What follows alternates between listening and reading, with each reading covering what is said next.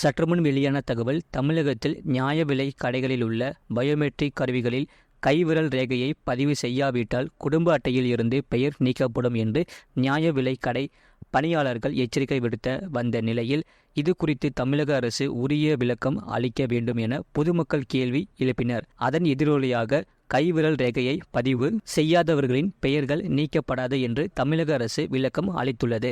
இது குறித்து வெளியான அறிவிப்பில் குடும்ப அட்டைதாரர்கள் அவரவர்கள் வசதிக்கேற்ப புதுப்பித்து கொள்ளலாம். இதற்கென தனி முகாம்கள் நடத்தவும் தேவைப்பட்டால் வீட்டுக்கே சென்று புதுப்பிக்கவும் நடவடிக்கை எடுக்கப்படும். குடும்ப அட்டைகளில் இருந்து பெயர்கள் ஏதும் நீக்கப்படாது. எனவே பொதுமக்கள் யாரும் அச்சம் கொள்ள தேவையில்லை என தமிழக அரசு தெரிவித்துள்ளது.